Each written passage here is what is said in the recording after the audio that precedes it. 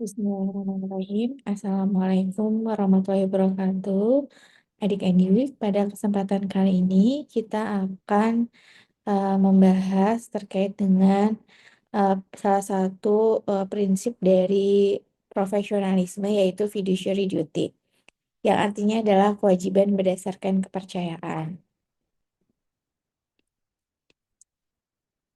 Oke. Seperti yang kita ketahui pada saat awal telah saya jelaskan terkait dengan profesionalisme, bahwa di sini ada salah satu kasus terkait dengan profesionalisme di mana ada puluhan orang tua di Kulon Progo tidak mau anaknya divaksin. Banyak alasan dan salah satunya adalah agama. Hal tersebut mengindikasikan bahwa suatu pelayanan kesehatan tidak berjalan dengan baik. Pelayanan kesehatan ini sendiri dapat berjalan baik karena adanya kontrak sosial. Jadi, dengan adanya pelayanan kesehatan akan timbul kontrak sosial, yaitu kepercayaan masyarakat terhadap dokter untuk memberikan pelayanan kesehatan agar masyarakat tersebut mendapatkan status kesehatan yang lebih baik dari sebelumnya. Dan untuk mendapatkan kontrak sosial yang baik dan mendapatkan pelayanan kesehatan yang baik, dokter perlu memiliki prinsip profesionalisme. Ya, kemarin telah kita jelaskan terkait dengan definisi profesionalisme yang mengikuti sesuai dengan perkembangan zaman. Mungkin dari era globalisasi yang terakhir ini adalah yang dinamakan dengan dokter yang profesional adalah dokter yang dapat membina hubungan dengan pasien, masyarakat, dan rekan kerja dengan baik. Dokter yang profesional adalah dokter yang perhatian terhadap pasien dan dapat melakukan penerapan ilmu itu. Namun, bisa saja dengan adanya pergeseran saat ini, dengan berbagai permasalahan yang ada terkait dengan status, bisa terjadi pergeseran bahwa mungkin hubungan dokter dan pasien bukan lagi hubungan seperti rekan kerja, tapi mungkin bisa jadi hubungan kontrak bisnis dan lain karena tuntutan pasien yang lebih tinggi dibandingkan dengan terkait dengan pelayanan kesehatan, karena tak adanya jaminan kesehatan atau adanya asuransi, di mana dengan pasien membayar asuransi diharapkan bahwa pasien mendapatkan pelayanan yang bagus sesuai dengan keinginan pasien. Namun hal tersebut tidak dapat berlaku apabila memang bertentangan dengan profesionalisme dokter. Berikut adalah definisi profesionalisme dan komponen dari profesionalisme yang seperti tadi saya katakan di awal adalah terkait dengan fiduciary duty, yaitu kewajiban berdasarkan tanggung jawab. Jadi secara singkatnya bahwa fiduciary duty ini adalah suatu kepercayaan. Itu tanggung jawab hukum untuk bertindak semata-mata demi kepentingan terbaik pihak lain, di mana kepercayaan adalah menjadi salah satu faktor utama dalam fiduciary duty ini. Fiduciary duty ini berasal dari kata fiducia, yaitu individu yang mempunyai hubungan kepercayaan secara hukum atau etika bahwa mereka memiliki kewajiban kepada pihak lain. Dan fiducia ini berlaku sesuai dengan kepentingan. Apabila tidak ada kepentingan, maka tidak ada hubungan kepercayaan bahwa atau hubungan kepercayaan yang menuntut bahwa seseorang memiliki kewajiban terhadap pihak yang lain.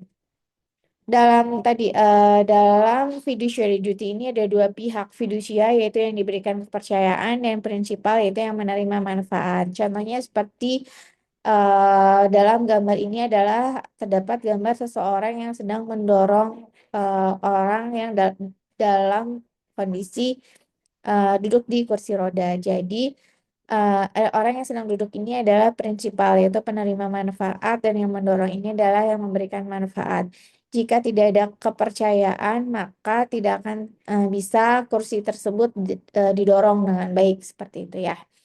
Jadi memang di sini dari kedua belah pihak ini terdapat hubungan hukum, kewajiban hukum seperti itu.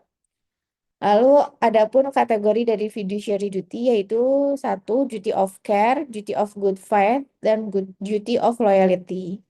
Duty of care ini artinya apa? Artinya adalah segala sesuatu terkait dengan pelayanan kesehatan yang kita berikan harus sama dengan yang diberikan oleh orang lain. Tapi dengan arti bahwa bukan berarti harus sama rata, tapi sesuai dengan hak dan kewajiban yang harus dilakukan atau sesuai dengan panduan praktek klinis yang harus diberikan atau keadaan pasien tersebut. Contohnya bertindak dengan sesuai SOP, melakukan tata laksana sesuai dengan panduan klinis pasien, dan lainnya. Jadi belum tentu yang namanya duty of care harus yang namanya dengan sama dengan yang diberikan oleh orang lain belum tentu sama ya, tergantung dari kondisi pasien atau kondisi yang apa yang diperlukan oleh pasien tersebut seperti itu. Yang kedua adalah duty of good faith, yaitu bahwa pelayanan kesehatan ini harus didasarkan dengan itikat yang baik dan memiliki akuntabilitas atau bertanggung jawab. Jadi segala sesuatu yang dilakukan oleh dokter dalam melakukan pelayanan kesehatan ini harus memiliki niat yang baik dan apa yang diputuskan oleh seorang dokter ini dapat dipertanggungjawabkan. Contohnya, tidak curang, tidak menipu, atau tidak merugikan. Misalkan untuk dapat mendapatkan keuntungan dari, contohnya gini, misalkan ada suatu dokter selalu memberikan resep obat vitamin dengan merek A pada seluruh pasien, baik itu terindikasi maupun tidak diindikasikan untuk mendapatkan obat tersebut. Hal itu dikarenakan apa namanya? Atau sorry, atau ini.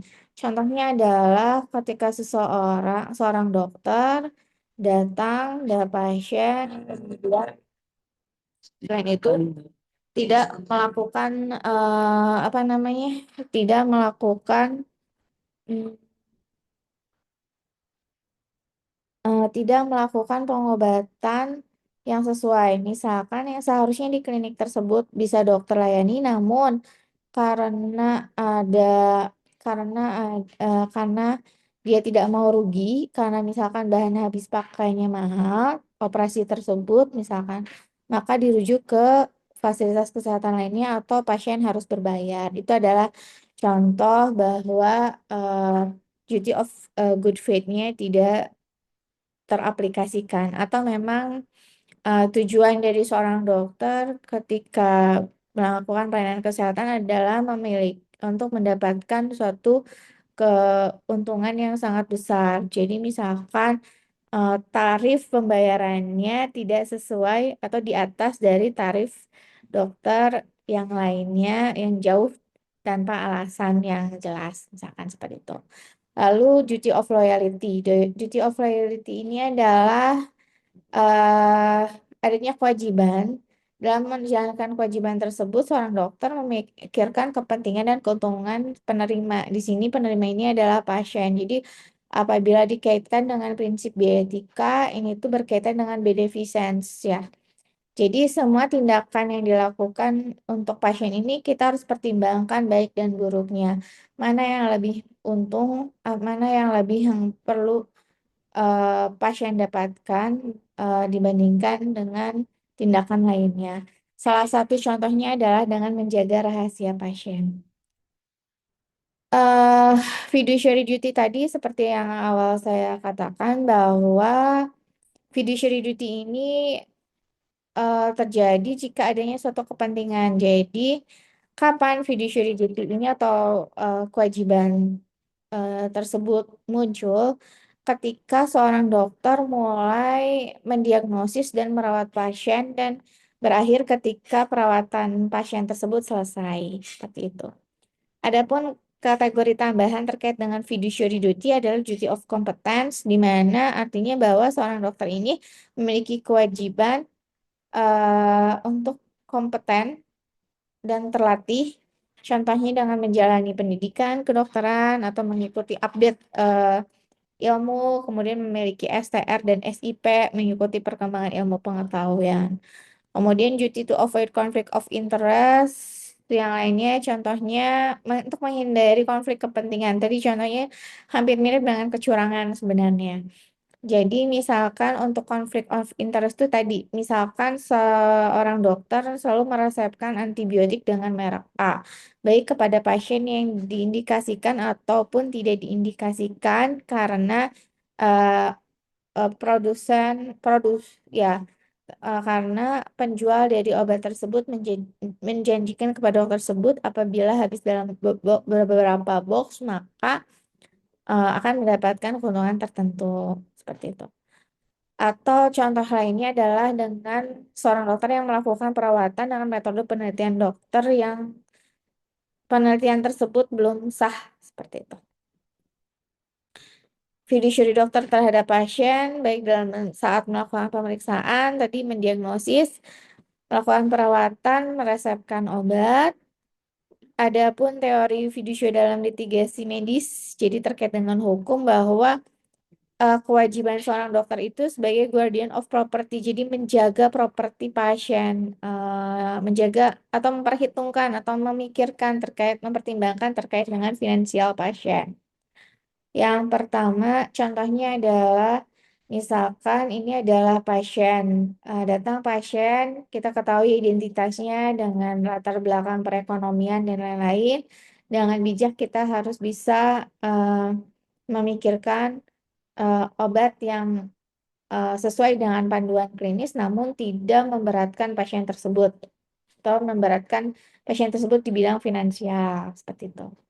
Lalu juga dokter ini sebagai advisor, yaitu penasihat, memberikan pengaruh, contohnya edukasi, memberikan kerahasiaan, memberikan penjelasan setelah persetujuan, dan juga sebagai advisor ketika pasien dalam kondisi vulnerable, jadi dalam kondisi yang rentan, jadi harus melindungi si pasien itu sendiri. Dan eh, harus sebagai agent. Agent ini adalah seorang dokter itu harus memiliki kompeten, harus memiliki yang karena memiliki kompetensi yang baik dan harus kompeten dalam memutuskan tindakan dan memberikan terapi yang atau pelayanan kesehatan yang terbaik.